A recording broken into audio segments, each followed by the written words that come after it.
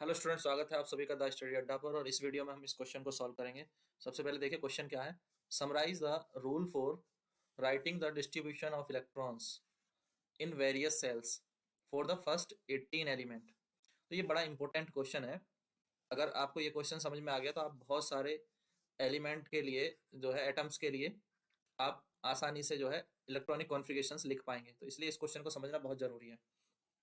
तो देखिए क्वेश्चन में पूरा रूल बताने हैं कि कैसे हम इलेक्ट्रॉनिक कॉन्फ़िगरेशंस जो है भरते हैं या इलेक्ट्रॉन का डिस्ट्रीब्यूशन जो है वो सेल्स में दिखाते हैं। तो सेल क्या होते हैं?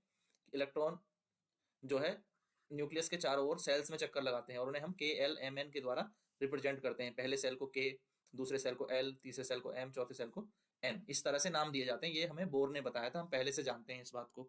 तो हमें ये देखना है कि बोर ने हमें एक बात और बताई थी कि मैक्सिमम नंबर ऑफ इलेक्ट्रॉन क्या हो सकते हैं किसी सेल में। तो उसने बताया था पहला रूल जो है, the maximum number of electron in a shell will be 2n²। और n क्या है? Where n is number of shell या ऑर्बिट। अब इसका मतलब के सेल के लिए 4 के सेल, तो हमारे पास के सेल है मान लेते हैं। तो के सेल के लिए n इक्वल टू हो गया 1। तो इसमें मैक्सिमम इलेक्ट्रॉन कितने होंगे? के सेल में मैक्सिमम इलेक्ट्रॉन कितने होंगे? क्योंकि के सेल के लिए n इक्वल टू 1 होता है। तो 2n² फॉर्मूला यूज करते हुए 2 इंटू 1 का स्क्वायर, तो ये हो जाएगा 2। ठीक है। इसी तरह से आप लिख सकते हैं एल सेल के लिए। मैं एक और लिख के दिखा देता हूँ, इसी के भी लिए आप लिख सकते हैं। तो n इक्वल टू 2 लेंगे, n इक्वल टू 2, तो 2n² में रखो, 2 इंटू n की जगह 2 रख दिया, तो ये हो जाएगा 8। इसी तरह से m सेल के लिए n इक्वल टू 3, तो 2n² में रखोगे तो कितना आ जाएगा? 18। इसी तरह से आपको n सेल के लिए देखना है, तो n इक्वल टू हो जाएगा 4, तो 2n² में पुट करेंगे तो ये हो जाएगा 32। तो नंबर ऑफ इलेक्ट्रॉन किसी सेल में कितने हो सकते हैं वो? तो के में हो सकते हैं 2, एल में 8, एम में 18 और एन में 32। बट अब इसके साथ एक अगली कंडीशन आती है।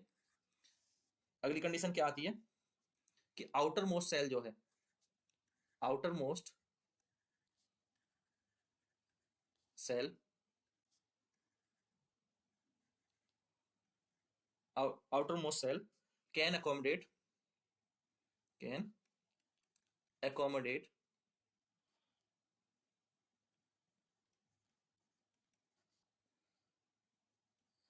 with 8 electrons, with 8 electron at the maximum।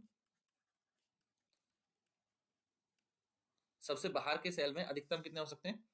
8 हो सकते हैं इलेक्ट्रॉन। सबसे बाहर के सेल में, किसी भी एटम के सबसे बाहरी सेल में अधिकतम 8 हो सकते हैं। अब इस बात को समझना है कि ऐसा नहीं होगा कि मान लो मेरे पास कोई एटम है, फॉर एग्जाम्पल कोई एटम है और जिसमें जो है 20 इलेक्ट्रॉन है। ठीक है, 20 इलेक्ट्रॉन है। तो अब मैं इसका इलेक्ट्रॉनिक डिस्ट्रीब्यूशन इस तरह से नहीं लिख सकते कि 2, 8 और 10 तो ये हो गया और 10 इसमें आ जाए, क्योंकि तीसरे में 18 आ सकते हैं ना। तीसरे में 18 आ सकते हैं पर हम 10 नहीं रख सकते, क्योंकि ये आउटर मोस्ट सेल है यहाँ पे और इसमें 8 ही हो सकते हैं। इसका मतलब 8 के बाद 2 जो है वो आगे जाएंगे, तो 2, 8, 8 और 2, ये इसका सही इलेक्ट्रॉनिक डिस्ट्रीब्यूशन होगा। ठीक है, इलेक्ट्रॉनिक कॉन्फ़िगरेशन होगी, यानी डिस्ट्रीब्यूशन ऑफ इलेक्ट्रॉन जो है वो ये सही है। ये हमारा गलत हो जाएगा कि बाहरी सेल में 8 से ज्यादा नहीं हो सकते। तो ये बात समझ में आ गई? आगे देखें। अब ये बात तो क्लियर होगी, बट दूसरा एक एग्जाम्पल समझो कि अगर मान लो 30 इलेक्ट्रॉन होते तो उनका डिस्ट्रीब्यूशन हम कैसे करते? कि पहले में 2 आ जाते के में, एल में 8 आ जाते, फिर हम 8 इसमें रखते। ठीक है, 8 तक यहाँ आ गए तो ये 18 हो गए। अब 8 8 आ गए। इसके बाद क्या करना है कि जो आगे के होंगे वो फिर 8 से बाद 18 के बाद फिर इसमें जाएंगे। ठीक है, तो 8 तक यहाँ जा सकते हैं, तो 18 और 8 ये हो गए 24 तक। अब हम जो है वो 26 तक यहाँ आ गए। अब 26 इलेक्ट्रॉन हमारे फिल हो चुके हैं। तो अब मैक्सिमम कितने आ सकते हैं? के में मैक्सिमम आ सकते हैं 2, एल में मैक्सिमम 8 आ सकते हैं, एम में मैक्सिमम 18 आ सकते हैं, एन में मैक्सिमम 32 आ सकते हैं। बट अभी मैंने रूल बताया कि बाहरी सेल में 8 हो सकते हैं। अच्छा बाहरी सेल में 8 हो गए, ठीक है। अब बाकी के जो है, क्योंकि ये पीछे वाला हमारा एम सेल अभी खाली है, क्योंकि इसमें 18 आ सकते थे, और अब ये बाहरी नहीं है, अब ये आउटर सेल नहीं है, आउटर सेल तो अब ये है एन, तो ये आउटर सेल नहीं है, तो अब 26 के बाद 26 इलेक्ट्रॉन भर लिए ना हमने, 4 और बचे, तो वो 4 हमारे इसी में आएंगे, तो यहाँ पर हो जाएंगे 12 + 4 हो जाएगा, तो यानी इसका सही जो डिस्ट्रीब्यूशन ऑफ इलेक्ट्रॉन होगा वो होगा 2 8 12 8। ये बात समझ आई? नहीं समझ आई तो एक बार थोड़ा सा बैक करके देख लेना दोबारा कि क्या हुआ है, कि अगर आउटर मोस्ट सेल में 8 हो गए हैं और पीछे का कोई सेल खाली है, बात समझो फिर से, पीछे का कोई सेल खाली है और बाहरी में 8 हो गए हैं, तो अभी पीछे के सेल को भरना है। अगर वो 18 तक पहुंच जाएंगे, फिर हम आगे के फिर और आगे एक सेल बढ़ा लेंगे, फिर उसमें भरेंगे, एन के बाद और बना सकते हैं, ओ बना लेंगे, फिर उसमें भरेंगे, फिर उसमें 8 के बाद रुक जाएंगे, बात समझो, उसमें 8 के बाद रुक जाएंगे, फिर पीछे वाले एन को कंप्लीट करेंगे। इस तरह से चलते हैं, पीछे वाला कंप्लीट करा जाएगा अगर आगे वाले में 8 हो गए हैं और पीछे वाला खाली है, तो पहले पीछे वाला कंप्लीट करा जाएगा। क्लियर? चलो ये मैं क्लियर हटा देता हूँ। अब एक रूल और इसमें रह गया, वो और लिख देते हैं। अब ये जो बात मैंने बताई कि 30 इलेक्ट्रॉन फिल होंगे, अब इस बात को ऐसे याद कर लो कि ये एक तरह से स्टेप वाइज फिलिंग होती है ना, इसको हम बोलते हैं step wise filling of the electron. तो there should be step wise filling. Step wise filling से क्या मतलब है, अगर आउटर मोस्ट सेल में 8 हैं और अंदर कोई सेल खाली है, तो उसको कंप्लीट करना है अब, ठीक है। Step wise filling of electrons in different orbits, in different orbits या सेल, ठीक है। तो इसका मतलब वही है कि मैं लिख देता हूं, it means electrons are not complete in given orbit if 8 से आगे नहीं ले जाएंगे आउटर मोस्ट को, जब तक कि पिछले वाले पूरे भर ना जाए, if the earlier orbits are incompletely filled. तो ये था जो पूरा रूल था, ठीक है। आप इसका स्क्रीनशॉट ले लेंगे और इसको लिख लेंगे, क्योंकि मैं इसको क्लियर कर रहा हूँ, आपको कुछ एग्जांपल से ये बात एक बार फिर से समझा दे रहा हूँ, अच्छे से आपको ये समझ में आ जाएगी। 2-4 एग्जांपल हम लेंगे और ठीक है, ये मैं पूरा क्लियर कर रहा हूँ, ये स्क्रीनशॉट ले लेना आप यहीं पे पीछे जाके। अब हम इसे एग्जाम्पल्स के थ्रू समझ लेते हैं, आंसर तो इतना ही हो जाएगा। तो जैसे मान लो कि हाइड्रोजन है, ठीक है, हाइड्रोजन में 1H1 है, तो 1 इलेक्ट्रॉन होता है, जितना इसका एटॉमिक नंबर है उतने इलेक्ट्रॉन होते हैं, तो 1 इलेक्ट्रॉन होता है, तो पहले सेल में 1 आ गया, के में ही आ गया ये तो, ठीक है। अब हीलियम है 2He4, तो 2 इलेक्ट्रॉन है, तो के में ही आ गए। अब इसी तरह से अगर मैं ऑक्सीजन पे जाऊं, तो 8 हो 16, ऑक्सीजन में 8 इलेक्ट्रॉन है, कितने? 8 है, तो पहले में 2, इसमें 6 आ गए, ठीक है। अब थोड़ा और आगे बढ़ते हैं, तो मान लो 10 पे हैं, ठीक है, तो 10 पे क्या होता है, नियॉन 10Ne23, तो 10 है तो 2 8 हो गए, यानी एल भी अब फिल हो गया, के सेल भी फिल हो गया, एल सेल भी फिल हो गया, ठीक है। अगर हमारे पास 18 होते, 18 इलेक्ट्रॉन पे कोई एलिमेंट होता, ठीक है, मान लिया एक्स एलिमेंट है जिसमें 18 है, ठीक है, तो 2 8 8 18 हो गए। अब 19 पे क्या होगा, 19 पे 2 8, और यहाँ 9 नहीं होगा, कि जो है यहाँ आउटर मोस्ट सेल में 8 से ज्यादा नहीं हो सकते, अभी बताया ना आउट, तो एक यहाँ आ जाएगा। इसी तरह से 20 में भी आ जाएगा, 2 8 8 2। अब ये कितने तक चलेगा ऐसे, ये चलेगा आपका इसी तरह से 26 तक, ठीक है। ये 2 8 8 और 8, आउटर मोस्ट सेल में 8 आ गए, पर अभी एम खाली है, के हो गया, एल कंप्लीट है, एम में 18 हो सकते थे, पर एम में अभी 18 नहीं है, और आउटर मोस्ट में 8 हो गए। इसमें कितने हो सकते हैं, 2, इसमें 8 हो सकते हैं, इसमें 18 हो सकते हैं, इसमें 32 हो सकते हैं, पर हम पहले 8 कंप्लीट करते हैं, फिर आगे बढ़ते हैं, फिर 8 बाहर भी कंप्लीट कर लिए, अब पीछे वाला खाली है, तो अब जो 27 पे जाएंगे, तो ये एक इलेक्ट्रॉन हमारा जो बढ़ गया वो इसी में आएगा, ठीक है। जैसे 30 पे आओगे तो 30 में भी ये 4 इलेक्ट्रॉन जो हमारे बढ़े हैं वो एम सेल में ही आ जाएंगे, ठीक है, वो एम सेल में ही आ जाएंगे।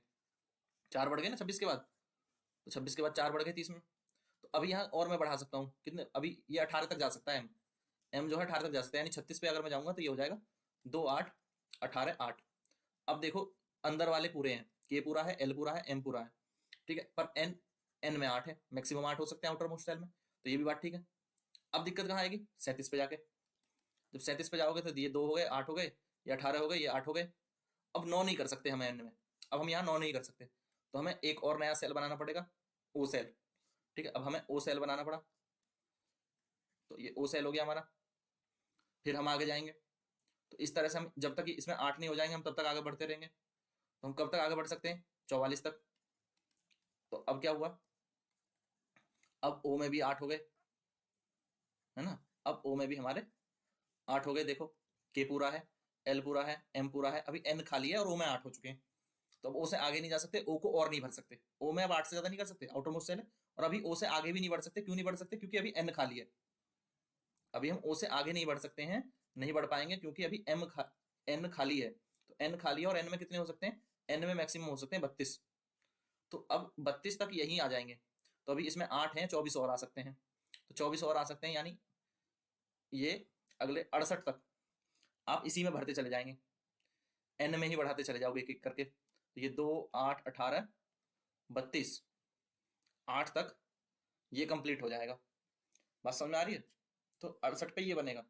फिर उसके बाद 69 पे जाओगे, वैसे इतना आपके सिलेबस में है नहीं, बट मैं क्लियर कर रहा हूँ। 69 पे अगर आप जाओगे तो क्या होगा, आपको 2 8 18 और 32 4 सेल बिल्कुल कंप्लीट फिल मिल रहे हैं, K L M N complete fill किया हुआ मिला है।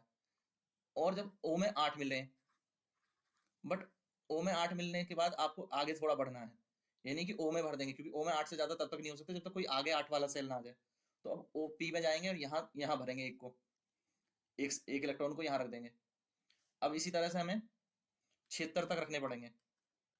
तो 76 का हो जाएगा 2 8 18 32 8 और 8। ठीक है, अब क्योंकि बाहर में 8 हो गए तो फिर बाकी के जो है इसमें फिल किए जा सकते हैं, ओ में फिल किए जा सकते हैं, क्योंकि ओ की मैक्सिमम कैपेसिटी कितनी हो जाएगी? 2 × 5 का स्क्वायर। तो उसकी ओ की मैक्सिमम कैपेसिटी हो जाएगी 50 तक। 8 इसमें पहले हैं, तो अभी इसमें 42 और आ सकते हैं। तो 42 और आने का मतलब कितना हो गया कि इसमें जो है ये हमारा सेल कब तक काम करेगा? 118 तक।